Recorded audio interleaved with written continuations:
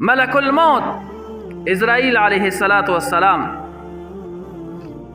نه یو واره الله رب ذوالجلال تپوس کو د اسرائیل علیه السلام ډیوټي څه ده؟ روحونه قبض کول. د انسانانو روحونه دي، د زناور روحونه دي. آیا دا ټول اسرائیل علیه السلام قبض کوي او اخلي؟ او کنه د سره نور معاونین هم شته؟ نو په دې کې درته خبره نه کوم، مطلق خبره درته کوم چې ملک الموت ورته ویل کېږي. نو اسرائیل علیه السلام د خلکو دا روحونه قبض کوي. نو چې اوس د چا روح قبض کېږي او دا روح دې اخلي، نو خامخا دا خو ډېر د رقت او د نرمۍ وخت دی. په دغه وخت کې په د انسان باندې د سړي رحم راځي او شفقت به راځي. کو دشمن دې وي خو چې وفات کېږي نو بیا هم پې د انسان څه ناڅه زړه خفه شي. نو اسرائیل علیه السلام الله رب ذوالجلال داسې فرشته ګرځولې ده چې د دې په چا باندې رحم نه راځي. صاحب الله رب ذوالجلال ورته وایي د دې پلانکي نه روح واله، بس د هغه نه روح اخلي. او دا روحونه ورته الله رب ذوالجلال ډېر زیات آسان کړي. علا کل حال دغه اسرائیل علیه السلام او د دې ملک الموت نه الله رب ذوالجلال سره د علم پوښتنه کوي او ورته وایي ملک الموت ته خو د خلکو دا روحونه اخلي، خدا راته ووایه په چا د چرته رحم راغلی دی؟ څوک داسې دي چې ستا پې ډېر زیات رحم راغلی دی؟ اسرائیل علیه السلام ورته وفرمیل چې یا الله 2 کسان داسې دي چې په هغوی باندې زما ډېر زیات رحم راغلی او ډېر زیات شفقت مې پرې راغلی. الله رب ذوالجلال ورته وفرمیل وایي هغه څوک دي؟ وایي یو خو هغه کس و چې یوه کشتۍ وه په سمندر کې روانه وه او طوفان راغی.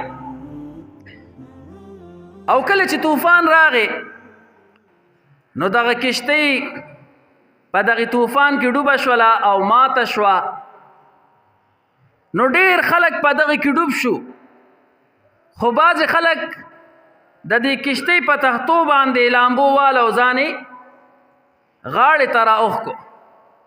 په دغه خلکو کې یو زنانه وه او هغه حامله وه، په خېټه باندې اولاد و، هغه هم په دغه کشتۍ کې وه او هغې ته هم د دې کشتۍ یوه تخته میلاو شوله او په دې باندې هغې خپل حفاظت وکړو. اوس توره تیاره ده، طوفان هم دی. په دغه توره تیاره او طوفان کې د دغې دا ماشوم وزېږېدو او پیدا شو. د خوراک څښاک څه هم نه، نور هم د حفاظت څه نه و. یا الله دغه ټیم کې تا ما ته حکم وکړو چې لاړ شه او د دقې زنانه روح قبض که. او زه راغلمه، ما د دغې زنانه نه روح واغستو او دغه زنانه مړه شوه. او دغه ماشوم بچې چې نه د خوراک څه و، نه د څښاک څه و، نه نور د حفاظت څه سامانو، په دغه ځای کې یوازې پاتې شو. نو زما په دغه زنانه او په دغه ماشوم باندې ډېر زیات رحم راغی چې دی به څه کوي، دا ماشوم به څه کوي. یا الله اوسه پورې مې په دقه ماشوم باندې رحم راځي.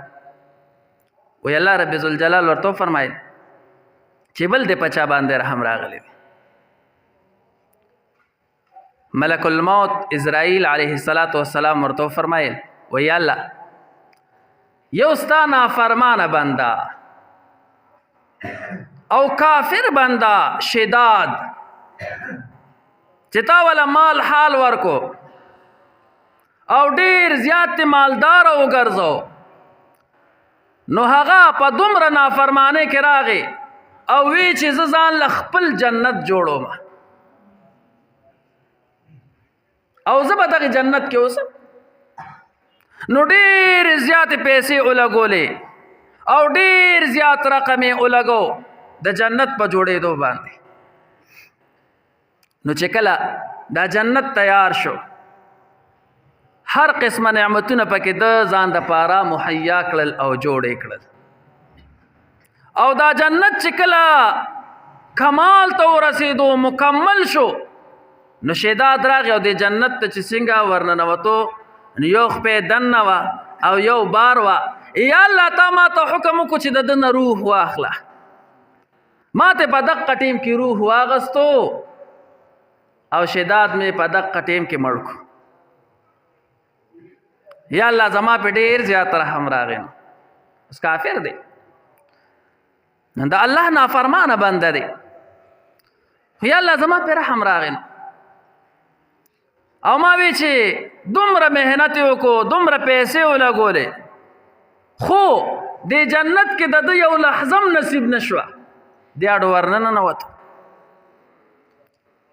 الله رب ذوالجلال ورته وفرمایل اسرائیله په دې 2 کسانو باندې ستا رحم راغلی دی په دې ټولو خلکو کې. وی او یا الله په دې 2 کسانو مې ډېر زیات رحم راغلی دی. الله رب ذوالجلال ورته وفرمایل اسرائیله دا ستا چې په کومو 2 کسانو باندې رحم راغلی دی دا دواړه یو کسو. کله چې کشتۍ طوفان غرق کړه او ماشوم پکې بچ شو، مور یې بچ شوه، د مور نه ورله تا ساه واخسته، روح دې ورله واغستو او ماشوم پاتې شو. نو دغه ماشوم باندې ما خپل رحم او کرم وکړو. په دغه تور تم کې، دغه د طوفان په شپه کې ما دې بچ کو، ما دله رزق ورکو، خوراک مې ورله ورکو، مال مې ورله ورکو او دې ته مې را ورسو چې ښه کروڑپتی مې وګرځو، اربپتی مې وګرځو. بیا دې را وګرځېدو، زما نافرماني شروع کړله. دغه شیدات ته جوړ شو او بیا ما سره مقابلې ته را ووتلو، په مقابله کې جنت جوړو. نو اسرائیله ستا په 2 په یو کس باندې رحم راغلی دی، دغه شیدات باندې ستا رحم راغلی دی.